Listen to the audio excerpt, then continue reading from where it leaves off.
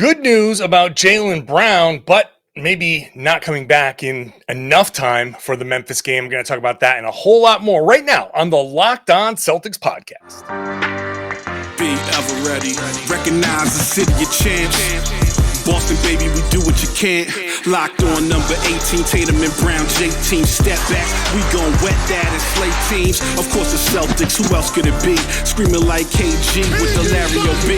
Karalis above average, assessing the team status. Best daily pod, no cap, salary matching. Clutch like Bird the DJ, keep John on replay. Prime time, dapping up the truth on the sideline. Raining J's, how it started, raising banners, how we finished. Locked on Celtics pod, home of the winners. B. Hey there, welcome back to the Locked On Celtics podcast. Thank you for making the show part of your daily routine and your first listen every day. This show is available for free Monday through Friday. 5 free shows every week, everywhere you get your podcasts. Also on YouTube. Hope you're watching the show on YouTube. We're trying to pump up that subscriber base. We're getting about 4,300, so trying to push towards 5,000 by the end of the month, the end of the season. So Let's try to get that going. Please help. I'm John Karalis. I cover the Celtics for Boston Sports Journal. I've written a book called The Boston Celtics All-Time All-Stars, and I was one of the media voters for the Celtics 75th anniversary team. Did a podcast about that earlier. If you missed that, want to know what went into that, you can get that on LockedOnCeltics.com or on the YouTube page. Just scroll on back. It was during the All-Star break. Celtics at practice, kind of a surprising practice between games, but they need to get Derek White involved. They need to get some things in. They want to make sure that they are prepared. And so Ime Udoka running a practice without Jaylen Brown. Let's bring in our friend, Tom Westerholm, Tom _NBA, team _ from Boston.com. What's going on, Tom? Was my underscore the inspiration for your underscore when you switched from Reds Army John? Yeah, well, I did Reds Army _ John. I did have that before. I did, yeah. Well, I started out Reds Army, and then Chuck and I decided that we wanted to differentiate ourselves, and so because I wanted to have both of us with the Reds Army name, right? And then since Reds Army kind of shut down, I held on to the name for a while, and I was like, some dude named John Karalis, because there's a few of us in the country. It's not an uncommon name in Greece. Some dude named John Karalis has @John Karalis, and he's never tweeted. He's had the account forever. He's never tweeted, and I've tried to get it, and there's to no avail. There's just no way of jacking somebody's account, so I had to go team _ I think @Tom Westerholm is like some dubstep dude, because he messaged me on Facebook one time and was like, "Oh, we got the same name, dude. That's crazy." And I was like, "That's right, man." Yeah, you're very. If I know anything about you, you're a total dubstep guy. Dubstep guy to the core. Full EDM, all the way. Yeah. Give me the drop or give me death. That's what I. That is that. I've long said that about Tom _ NBA. Boston Celtics. No Jaylen. Jaylen. The good thing here is that Jaylen. It seems like this is kind of a day-to-day thing. And if everybody who's listening or hasn't heard by now, you can breathe the sigh of, I hope you've been breathing since then. It's a long time to hold your breath. When I first saw it, and Marcus had the same reaction, because you know from the media seats, I tried to explain it yesterday in the podcast. If people don't know, the media seats are in a corner by the tunnel. And so when Jaylen made that drive, it's almost like he was driving kind of directly at me. I didn't see him step on the foot. I saw a dude sprinting down the floor. And next year I heard, and he was on the ground. I'm like, oh no, this could be bad. So I don't know what your reaction was, but I think the general reaction for everybody hearing the news on Wednesday is like, oh, thank God. Yeah, I mean, you can kind of see that he stepped weird, on replays and stuff like that. That it was definitely an ankle. I know there was it was weird because he kind of, when you watched it live, it looked like he kind of grabbed his hamstring a little bit. Yes. But I think he was bending his leg down and sort of reaching up toward his ankle, sort of type thing.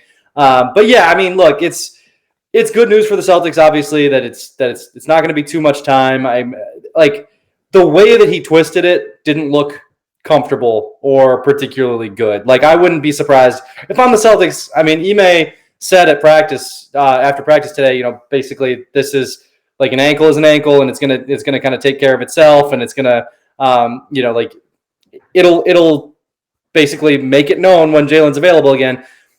I mean, being careful with Jaylen makes all the sense in the world for all the myriad reasons. Not only is he the team star, you and I have talked a million times about how the Celtics, like, if they lose anybody, they're in trouble. So, good news that it's not that bad. I think they would be crazy to play him against Memphis, just based on my personal experience with ankles and how easy it is to re-up on those injuries. But certainly good news that it wasn't anything more than that. Yeah, and he may say unlikely against Memphis, and then the game after that is Brooklyn, and we'll see what Brooklyn has to offer in that game. Yeah, if still no KD, they'll have Kyrie, but you'd like to think that you can still get by without him. So maybe a couple of games, but thankfully would only be 1 or 2 games if that's the case. So I thought the second half against Atlanta. Thank you. My goodness. Oh my God. It's a long season, Karalis. I don't know how many times we have to say it on this podcast, but it's a long season. All of a sudden everything just went blank. Atlanta. It was a nice opportunity for a guy like Aaron Nesmith to come out, and now we'll see. Like, Ime has been so short with his rotation that, and you said it on your the last appearance here, the emphasis on each individual guy. When you shorten the rotation, it just puts added emphasis on each individual guy, but also it means more opportunity for somebody on the other side to be to break through. And we've been waiting all year long. When's Aaron going to break through? When's Aaron going to break through? It seems like against Memphis, Nesmith's going to have to be the guy to step in, because I don't think you start Grant against Memphis. Where do you go when you think about that? Yeah, I think that starting Nesmith makes the most sense because of what happened in the second half when the Celtics did that, just based on the fact that then they were able to mostly keep their rotations intact. With the exception, obviously, at least at the beginning. Obviously, the rotation down the stretch would have Jaylen in it, and they didn't just one-to-one sub Nesmith for Jaylen, obviously, but just kind of letting your rotations kind of reset themselves, rebuild themselves, and then going from there, I think makes a lot of sense. And it definitely seemed to make a difference for the Celtics. I mean, I thought when Jaylen went down, offensively, they just didn't look like they had, much of their usual kind of pep in their step. The ball wasn't moving as much. Guys weren't kind of making the extra pass like they usually did. And then defensively, they just kind of looked off. And it didn't look like they weren't trying. It just looked like there was a guy in there who didn't necessarily know where he was supposed to be. And like everybody, and that had a trickle down effect, right? Like if Nesmith, I mean, part of the reason the Celtics have been so good defensively is if, nobody is a step slow anywhere. Everybody is just where they are supposed to be at all times. If Nesmith is a step slow, then, Al Horford is a little slow, like recovering for him. And then Grant is, it throws a small wrench into everything. And I know that's like, seems like I'm making the case to not start Nesmith, but I think that, giving Nesmith those initial minutes and just kind of having that, like, leaving everything else intact for a little while makes a big difference and kind of lets everybody settle in, lets everybody kind of get used to a different situation. So I think without Jaylen. So I think starting Nesmith makes a lot of sense and just kind of sets the Celtics up to be a little more intact and just kind of a little bit better off as the half goes on. I'll make an analogy that I think you can appreciate. Think of it as a band on stage. I'm only into EDM now, Kraus. I don't talk about bands anymore. That's true. Go back to like your old days, like 50 years ago when you were in a band, and one of the members didn't rehearse with anybody and like has a tenuous grasp on the music. I know you guys are probably using a lot of sheet music, but that's kind of like where Nesmith came in. Like he kind of knows the songs. And he's kind of like if he's like a drummer, like he's just a little off, the beat's a little off, and you're like, oh, wait a minute. Maybe he can kind of like find a groove to just kind of like, I'm just going to play like half the notes as long as they're the right ones. and just don't go too off. But like if one of those musicians, if one of the guys in the band is a little off, the whole thing, you're like, wait a minute, which one of these things is not working here? It's a good analogy. It also, I don't have anything else to add to that aside from the time that our vocalist concussed himself with the microphone because he got way too in it, and he hit himself so hard that he was like all dazed and he didn't know where he was after the show, and we had to take him to the emergency room. And one of the other bands that we were on tour with was like, do you want us to fill in tomorrow? And we were like, hopefully not, because we love you guys, but I don't think you know the words. And yeah, fortunately, he was able to go the next day. But health and safety protocol, not health and safety, concussion protocols probably would have held him out in 2021, 2022. All right, that was good, man. He had you could see the print of the microphone on his forehead. It was a good one. That's, for a band that played the power ballads like you did, that's the power ballads. I'm going to just say that you played everything except for what you guys played. The standards. You guys were big into the hotel room standards. Yeah. The hotel we'll kind of buff it, we were the... Parrot heads. Parrot heads. That's the word I was looking for. I couldn't come up with it. Right, but you were a tribute band, you're the Cockatoo Heads or something. Yeah. Yeah. The Parakeet Heads. Tom Westerholm and the Parakeet Heads. All right. It didn't take long for this to go off the rails, so let's just do this. We'll come back to talk about something interesting I think Al Horford said about how he perceives the season. First, let's talk about BetOnline. Basketball heading down the home stretch, the fun part of the season, as Al Horford said. And he also made reference to college basketball. Both of those things are on BetOnline. So the latest odds, player performance props, sports scores, podcast, news, everything you want is on betonline.net, the number one spot for all of it, all of your betting needs. And it's not just basketball. There's hockey, there's boxing, there's UFC. Eventually, maybe someday there will be baseball. Again, we'll see if those guys get their act together. But when it does, you can go to BetOnline. So head on over to the website today. Use your mobile device, learn more about the trends and action. BetOnline, where the game starts. Please gamble responsibly. Hey, thanks for making Locked On Celtics your first listen every day. How about Locked On Now being your second listen every day? Great way to get caught up on the night in the NBA. Recaps from both sides. You hear the local host, the local expert, after the games giving their 2-minute take or so you get both sides of the story. It's a great way to get caught up. It's everywhere podcasts exist, and it's on the Locked On NBA channel on YouTube. Let's bring Tom back in here. Noted operatic performer Tom Westerholm. For one thing that really caught my attention at practice was Al Horford talking about we're getting ready for the fun part of the season. And one thing that I've tried to impress on people in my writing and my podcasting is how NBA players, NBA teams view the season differently, where each person on the outside, we tend to view each game as its own story, has a beginning, a middle, and an end. And we react to each story very strongly. And players see the season as one big, long story.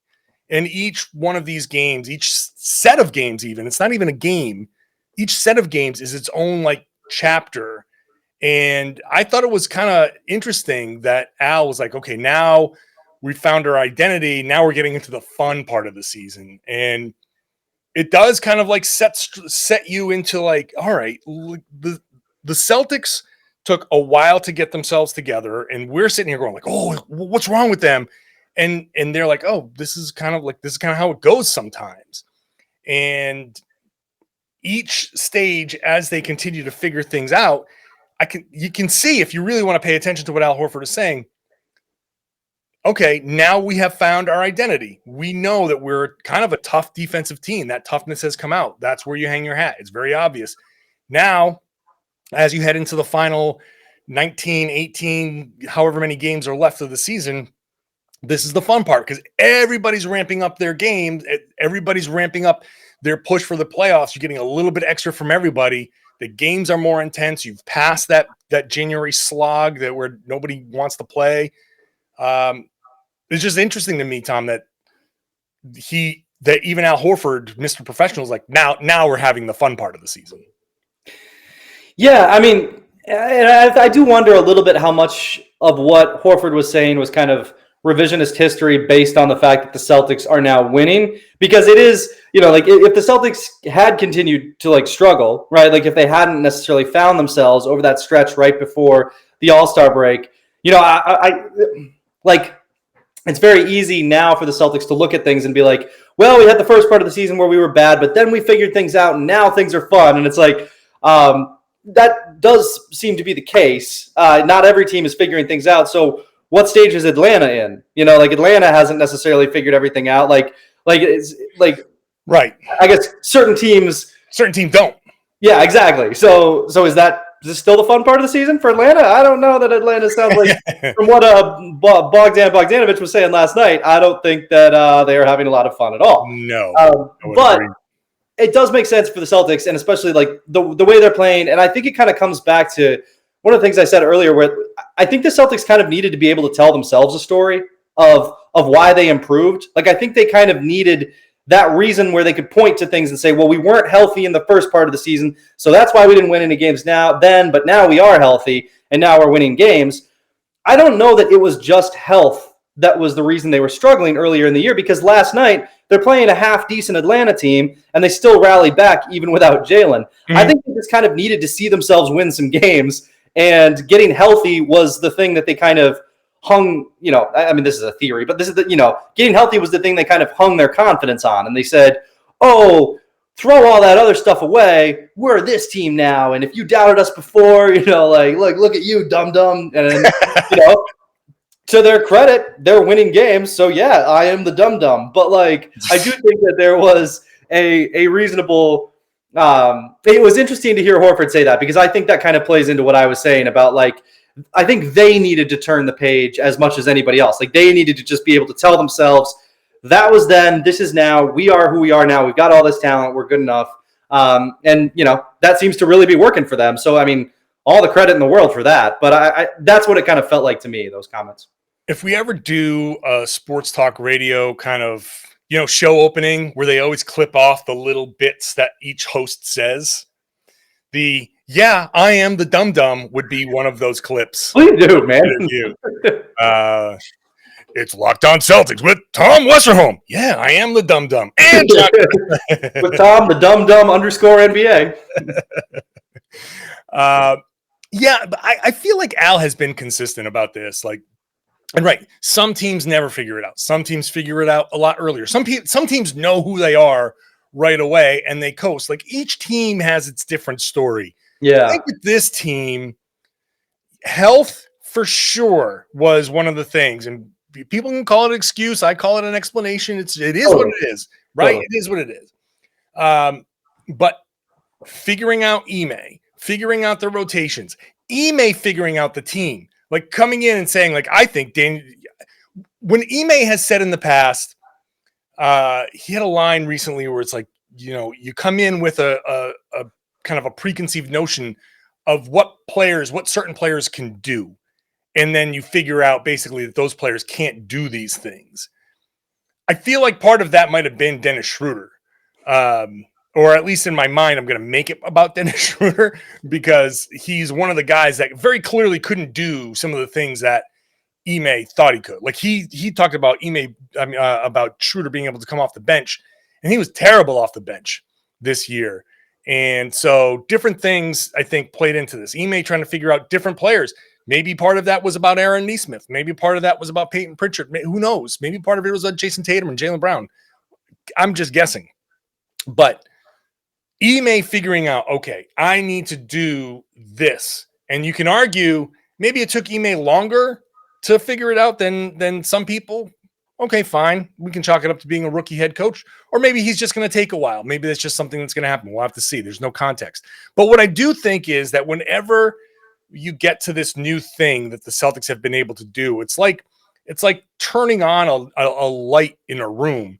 You walk into a room, you're like, what is in here? And then they figure it out and you go, okay. Now we can see the big picture. And then you walk into another dark room with these guys and they flick on a light and go, oh, okay, we we can't switch this, but now, okay, we get our defense. Right. You know what I mean? Like each little bit that they figured out is just shedding more light on what the team overall can be. And there's personal growth. There's Jayson Tatum growing. There's Jaylen Brown growing. There's Al Horford kind of, accepting certain things like not finishing games. There's a lot of that goes into this, but I just found the big picture thing interesting. But I will say that I think part of it is that you're right. Some of it is like hey, whatever you got to tell yourself so you can sleep at night type of thing. Like as long as they're here, that's great. As long as moving forward, they know that this is whatever you got to tell yourself about the stuff before, as long as you're here, it's fine.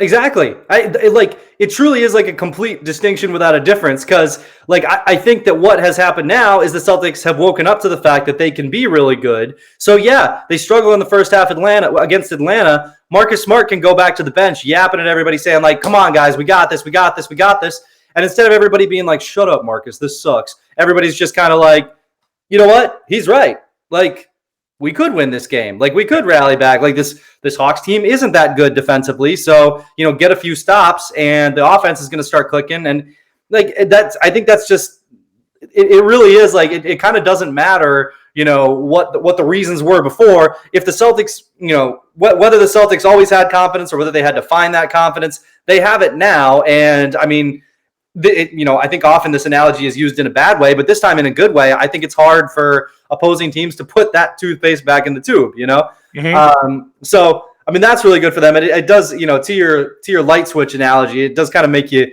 I feel like last year's team was just 15 guys kind of wandering through a dark apartment yelling like, oh, I think the light switch is over here. Yeah. Like Tristan Thompson is like bumping into everybody and making it harder. Like, I think there are handle, the other guy knocks it out accidentally. Right. I think there's, or maybe the power was out. I don't know. But I think there are teams that just never figure out how to, turn the lights on. And fortunately for the Celtics, this team seems to have, and even more fortunately for them, this team that has figured it out is all under contract for the next 4 years. So, that's great. Yeah, no, that's a big thing. One last thing from Horford was, where he talked about March Madness. Yeah. And how he's like, yeah, man, college basketball is in March Madness. And everything is this is just a fun time to play basketball. It's kind of wild that an NBA player is getting juiced because hey, March Madness, I get to watch him. Is he excited about his brackets? Does he always pick Florida to go to the championship game? Is it just but all of that, he's yeah, man, I'm excited about right now. Yeah. I'm in. It's funny because I think in previous seasons, it has felt like the NBA is kind of a dead time in March just because college basketball is so much more the focal point, and it is the end of the season. But this year especially, I think this is going to be a really fun time just because of how close everybody is in the, in the standings. This is monumentally impactful basketball. Last night's win was really important for the Celtics. These games are all going to matter quite a lot. So to have an entire Eastern Conference full of games that matter a whole lot, plus March Madness. Yeah, I'm with Horford, man. This is going to be a juicy time for basketball. I'm ready for it. Yeah, the next month or so, it's going to be a lot of fun. Mm-hmm. All right, let's get into Jayson Tatum when we come back. Jayson Tatum lets out a big primal scream in this game, and he was Al was asked about that, and I have a theory I wanted to run by you, Tom, when we come back. It's something I brought up on yesterday's podcast. First, let's get to Rock Auto. Rock Auto is the place to go for anything you need when it comes to your car or truck or motorcycle or anything that you drive, because they, unlike the chain stores, have a big, extensive, expansive, easy to navigate catalog that has everything that you need versus those chain stores that, how is it possible for them to keep on the shelves all the parts, all the prices for all the cars that are out there? They can't. So don't waste your time by going there. Don't waste your time by telling the person behind the counter all the stuff that your car is. Just enter that into your own computer at home, and then you can save 30, 50, 100% on some of the parts here. It's something very complicated. My Locked On NBA host, co-host, Jake Madison, is a car guy. Like he's constantly buying and repairing classic cars, and he uses Rock Auto all the time. He sings their praises. I will use Rock Auto for like new windshield wipers or something. No, I'm not a car guy, but I know that they can give me the best options for anything my car needs. So go check it out. Whatever you need, go check it out.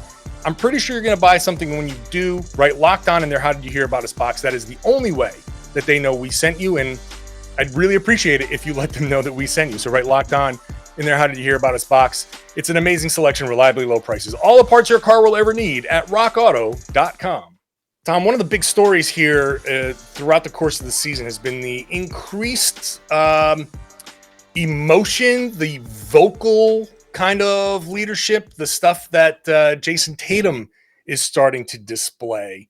Al Horford was asked about Jayson during a timeout there in the third quarter. There was a huge run. He lets out this big scream. It's great photos on Getty Images. You're starting to see maybe a little bit more about this. And even Grant Williams after the game was talking about, hey, Jayson will say what he needs to say in practices. He will let people know. So he used to be quiet, but now he's not so much.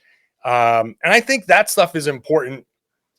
And the theory that I want to run by you, as I ask for your reaction to all of this, is the situation where Grant last night was talking about, or after the game was talking about, when he asked Tatum, do you want me to cut so Bogdanovich might not double you? And Tatum was like, no, I want you just space. I'll handle that. You space. I'll get you the ball. And to me, my reaction in the podcast last night was, hey, wait a minute. This is an opportunity. Grant just served an opportunity for Tatum to be like, oh, yeah, go so I can ISO. I'll ISO my guy. And you get out of you space, you clear out. And I got – and instead, Tatum's like, nope. I will invite the double team. And you just get to the corner and you do what you do. Trusts his teammates, trusts his coach, and is passing up an opportunity to do the one thing that he's wanted to do.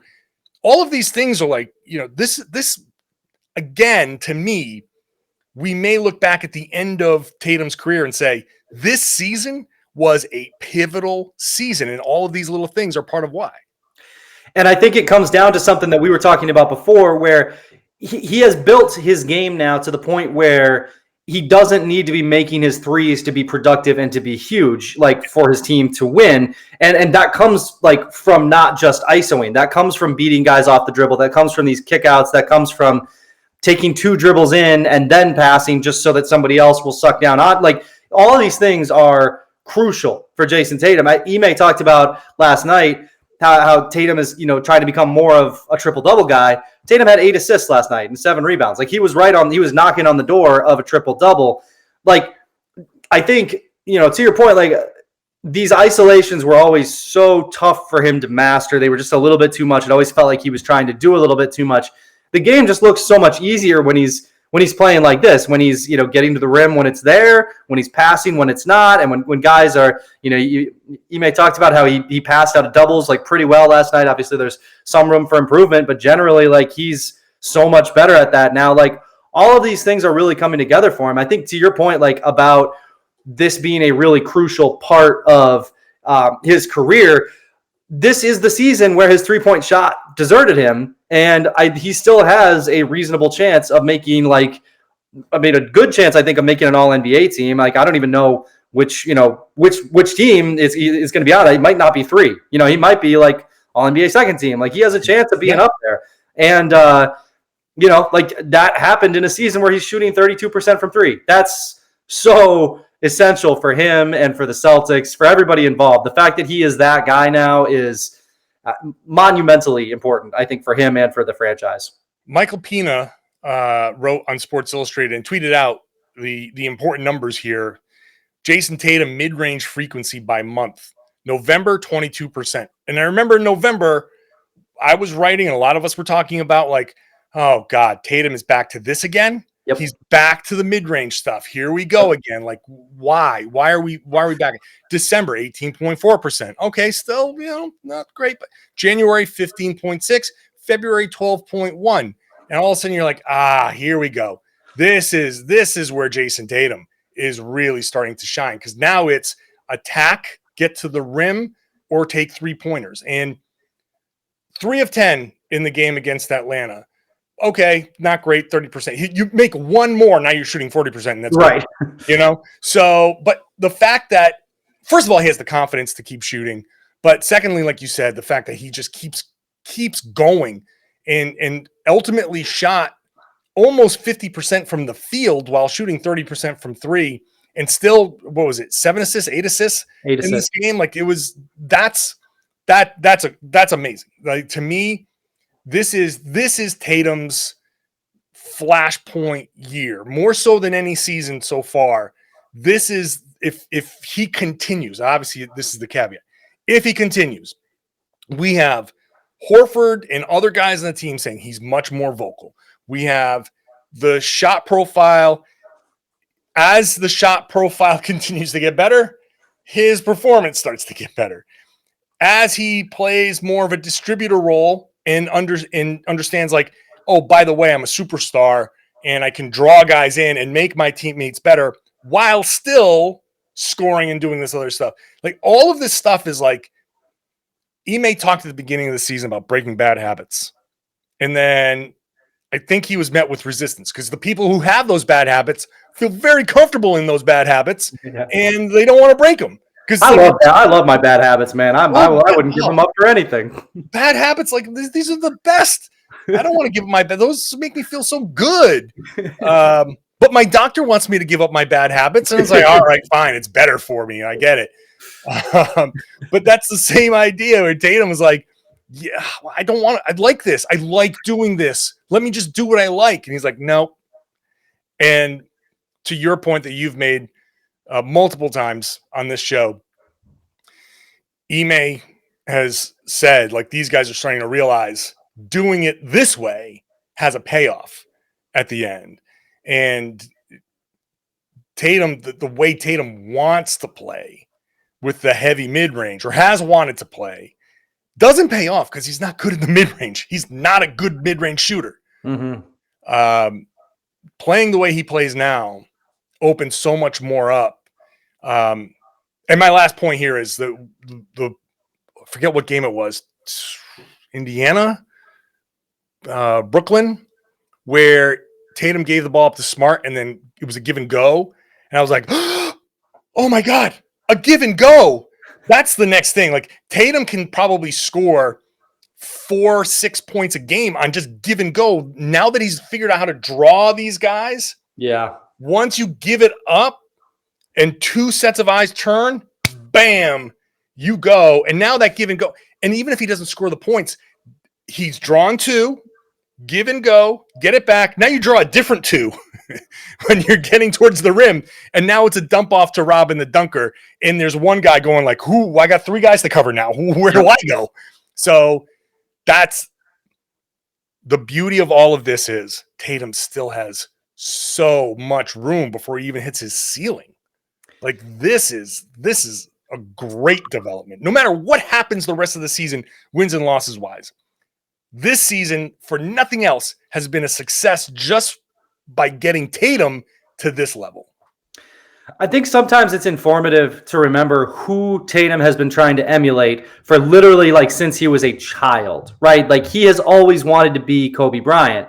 And, he loved Kobe Bryant. He hero worshipped Kobe Bryant. He always wanted to be Kobe Bryant. And the thing that happens to Tatum, that happens to almost nobody who wants to be Kobe Bryant, is that he grew bigger and stronger than Kobe. Well, at very least bigger for now, but right, potentially stronger down the road than Kobe did, right? Like, so he has always wanted to be this kind of finesse player who makes shots in the mid-range and does all this stuff. And he worked on all that. He's got the handle. He has struggled to hit those shots in the NBA because so few people can do what Kobe did. Like, those are tough shots. And even Kobe wasn't very efficient at them, which, I'm sure people, would get mad at me. Facts are facts, man. Like, but regardless, like, Kobe was really good at those difficult shots, and Tatum is, good at difficult shots, but difficult shots still are not going to go in at an efficient clip. So for him, the big crazy advantage that he has is he spent all of this time working on those moves and working on his footwork and doing all this stuff. And now he's going to also be able to rumble, right? Like he's going to be able to kind of put his head down and get to the rim in ways that are essential for like the modern superstar. You look at, or many of the modern superstars, at least, you look at Giannis, you look at LeBron, like any of these guys, like the ability to just like get your shoulder into somebody and get to the rim is essential. Tatum is going to have that. And he's also going to have this bag that he developed over his entire basketball career prior. Like, I mean, look, man, I will be the one brave enough to say it. I think Jayson Tatum is going to have a pretty good basketball career. Ooh, hot take. I know I'm the dum-dum, but you are the dum-dum, but no one leads a successful Mamba band and is like stupid. So look, my battle rap career was a long time ago, but I said this once and people in St. Louis got pissed at me on Twitter. I said that Tatum spent so much time being smaller that he developed a game that was evasive. He developed a very fade away, avoid contact kind of game. And now that, it's going to take him a while. And I think I said this last season. It's going to take him a while to realize, oh, I'm a big dude. Like I'm huge. Because again, we've talked about this. He's like 6'10". Yeah. And he's a beast. And he plays like this lithe, like you said, like Kobe. Kobe played this very, slice through the defense kind of style. Tatum can play. He can, start watching Giannis film, play the Giannis, like just put your elbow, because they have the same build, like that the picture of Giannis, skinny drafted Giannis, and now you can do the same thing with Tatum, skinny Tatum, and now. Because Tatum has built himself up, and he's still not 24 yet. So he's going to put on more if he wants to. So you're right. He can play a different style of basketball. Combine that with the vocal leadership. Combine that with an unselfish style that has now been kind of ingrained in his head. And then now he realizes, oh, yeah, I can dismiss people with just a little lowering of the shoulder, and I still have that super long 7-foot plus wingspan that I can go up and lay the ball up. And you're like, oh, okay. Yeah. So I will co-sign reluctantly the good career because, look, somebody's got to start it and then everybody else follows in my footsteps. Yeah. I get it. I understand how this industry works. Somebody and it was me. It's you are an _ appreciation inspiration. Yeah. Inspiration _ leader _ trombone. Yeah. Hey, don't crap on the trombone, man. Trombone was good. I played trombone in 4th grade, man. I'll start a ska band with you anytime, man. No, I won't. I don't like You can't. That's the line. That's where, after everything that we said, that's the line. You said ska band, and you're like, so on that note, thanks, Tom _NBA for hopping on. And we'll get you back on next week for other musical. Well, I'll start looking at different musical styles to kind of keep peppering in. At some point, you'll accidentally hit the right one. You'll be like, yeah, like, what are you doing? Like the scream? I mean, no, wait, you did do the screaming. Damn it. Okay. All right. We'll talk to you next time. Thanks, everybody, for subscribing, for watching, for listening, wherever you're listening. If you're at work or in the car or in the shower or walking the dog, I would say hi. Thanks for taking us along with you for this activity. If you're watching the show, I will wave to you on the camera and say thank you for subscribing. And if you are a subscriber, please spread the word, share the podcast, tell your friends, your family, everybody that they should be listening to and watching the Locked On Celtics podcast here on the Locked On Podcast Network.